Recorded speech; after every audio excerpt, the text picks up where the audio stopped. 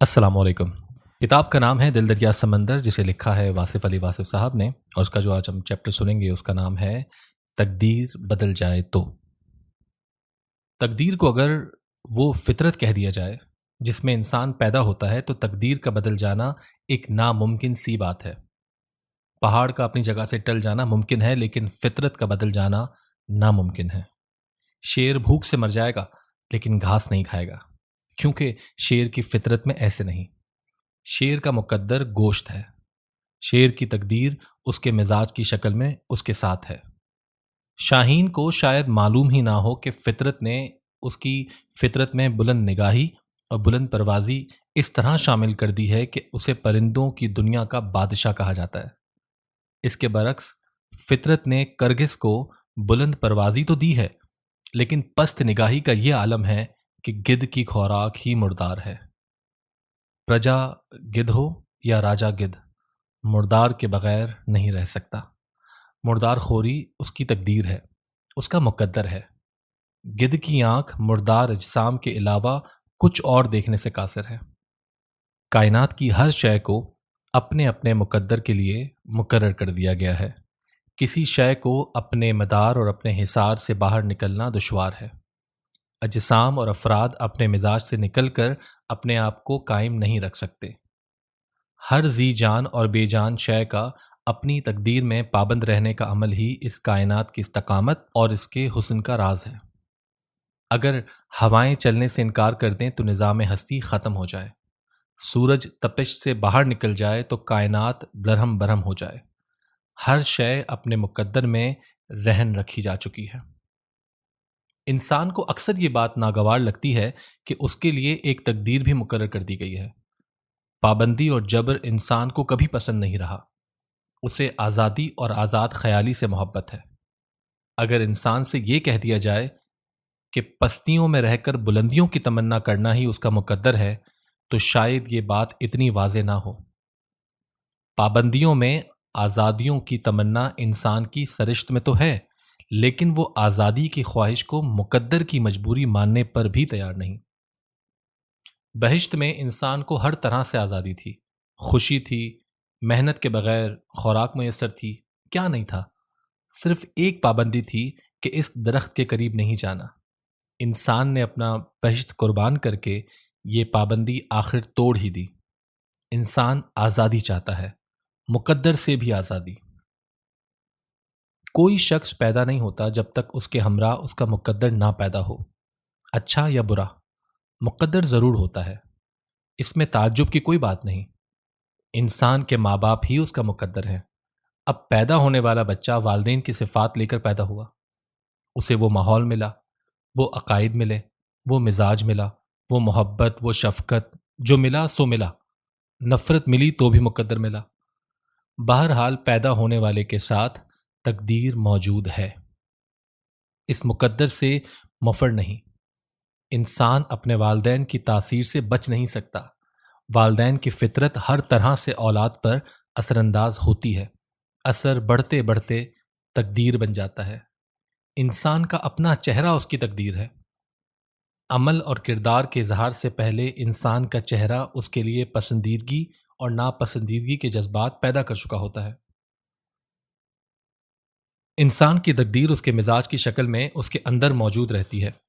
یہ مزاج خواہش پیدا کرتا ہے، خواہش عمل پیدا کرتی ہے، اور عمل ایک نتیجہ پیدا کرتا ہے۔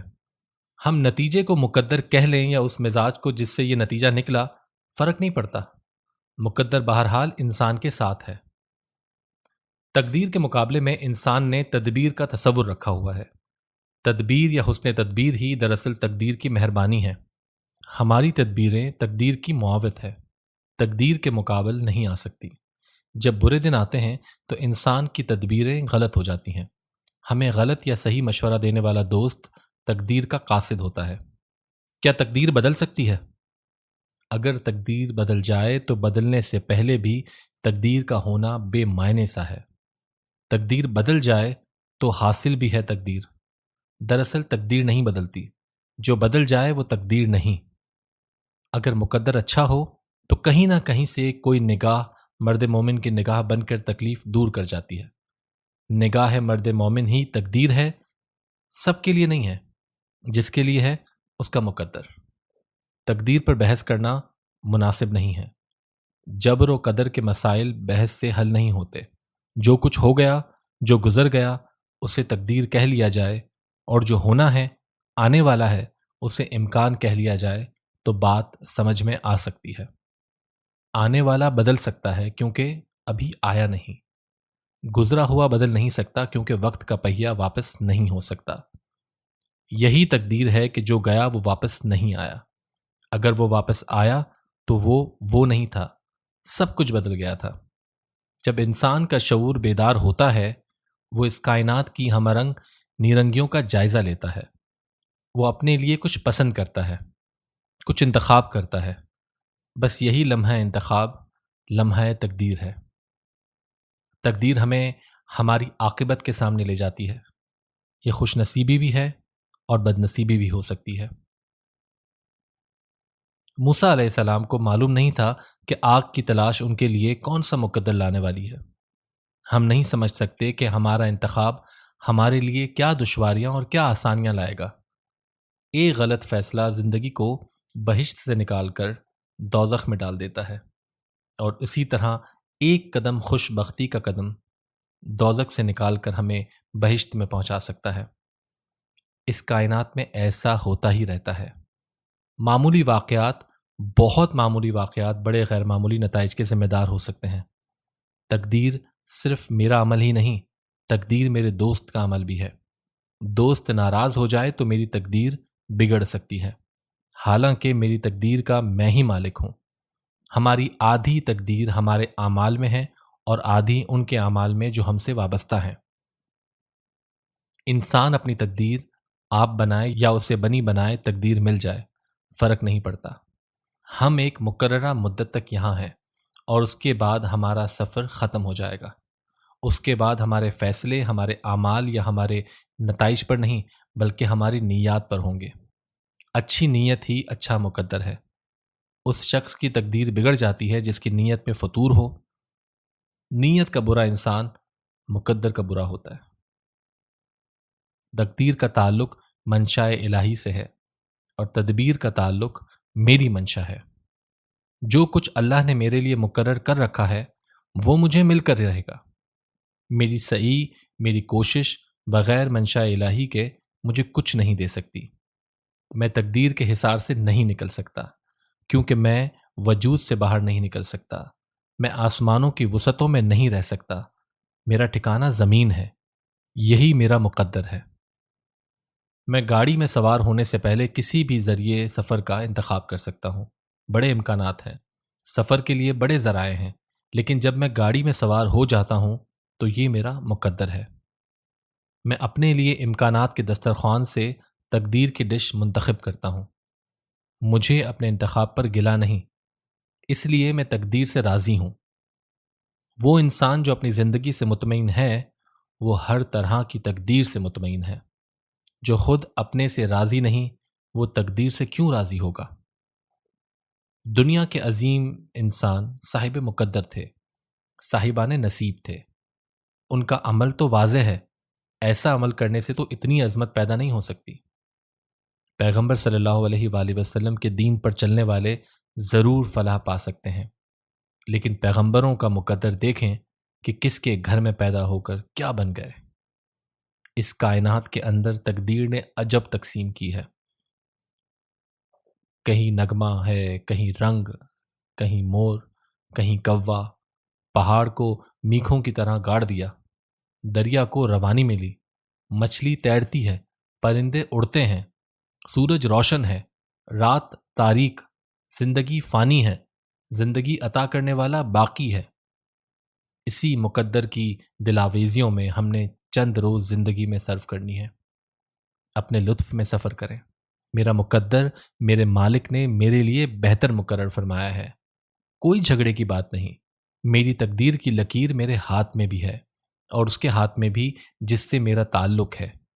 جہاز میری تدبیر ہے، بھنور یا کنارہ میری تقدیر، مکان بنانا میری تدبیر ہے، اس میں سکون ملتا ہے یا اضطراب میرا مقدر ہے۔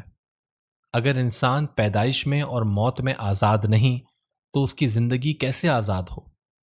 جس کو اپنے آپ پر اعتماد نہ ہو، کسی خوش فہمی پر کیسے اعتماد ہوگا؟ جو انسان اپنے قد سے باہر نکل نہیں سکتا، وہ تقدیر کی حد سے کیسے باہر نکل سکتا ہے؟ بہرحال تقدیر ماننے والوں کے لیے ایک نعمت ہے، نہ ماننے والوں کے لیے یہ آزمائش ہے۔ اگر یہ سوچ لیا جائے کہ ماضی میرا مقدر ہے، حال فیصلے کا لمحہ ہے، مستقبل امکانات کا خزانہ، فیصلے سے پہلے ہر راستہ منزل کا راستہ ہو سکتا ہے، لیکن فیصلے کے بعد مسافر کے لیے منزل تک پہنچنے کا راستہ صرف ایک ہی راستہ ہے، اور وہی مقدر ہے۔ مقدر بدل نہیں سکتا، ہمارے پروگرام بدل سکتے ہیں، لیکن امر الہی ٹل نہیں سکتا۔ بڑے بڑے کامیاب انسانوں کو ان کی اولاد نے ایسی ناکامیاں عطا کی ہیں کہ بس خدا کی پناہ۔ اولاد کا عمل بھی والدین کے اعمال کی طرح انسان کی زندگی پر اثر انداز ہو کر اسے ایک مقدر کے حوالے کر دیتا ہے۔ انسان اپنے آپ کو کہاں تک محفوظ کرے گا؟ چراغ کو آندھی اور طوفان سے تو بچایا جا سکتا ہے، لیکن چراغ کے اندر ہی سے تیل ختم ہو جاتا ہے۔ اس چراغ کو کوئی نہیں بجھاتا، یہ خود ہی بجھتا ہے۔ زندگی کی دیوار اپنے بوجھ سے ہی گر جاتی ہے، یہی اس کا مقدر ہے۔ زندگی کو باہر سے خطرہ ہو تو اس کی حفاظت کی جا سکتی ہے، اگر خطرہ اندر ہی ہو تو کیا کیا جائے؟ سانس خود ہی رک جاتی ہے، دل خود ہی بند ہو جاتا ہے۔ بس یہی مقدر ہے۔ اسے بدلنے کی خواہش اور کوشش تو ضرور ہوتی ہے، لیکن اسے تبدیل کرنا ممکن نہیں ہوتا۔ جو ٹل جائے وہ مقدر نہیں، اندیشہ ہے۔ جو بدل جائے وہ صرف امکان ہے، مقدر نہیں۔ جو نہ بدلے وہ مقدر ہے۔ جو اٹل ہو وہی امر الہی ہے، وہی نصیب ہے۔ ہمارا نصیب جو ہمارے عمل کے تعاون کا بھی محتاج نہیں، اس بارش کی طرح ہے جو آسمانوں سے نازل ہوتی ہے، اور اس زلزلے کی طرح ہے جو زمین کے اندر سے ہی پیدا ہوتا ہے۔ اس میں کسی کا دخل نہیں، یہ فطرت کے فیصلے ہیں، اٹل اور نہ بدلنے والے۔ چند اشعار۔ قیامت کس طرح آئی اسے کوئی نہیں سمجھا، شب تاریک رخصت ہو چکی سورج نہیں نکلا، بڑی محرومیاں لکھی گئیں اس کے مقدر میں، وہ راہی جو درختوں سے چرا کر لے گیا سایہ، تمہاری یاد میں قلمیں لگائی ہیں غلاموں کی، تمہارے نام سے گھر میں لگایا سروں کا بوٹا، چلو اظہار غم پر تو تیرے ماتھے پہ بلائے، مگر ضبط فغاں پر کیوں تیری آنکھوں میں خون اترا۔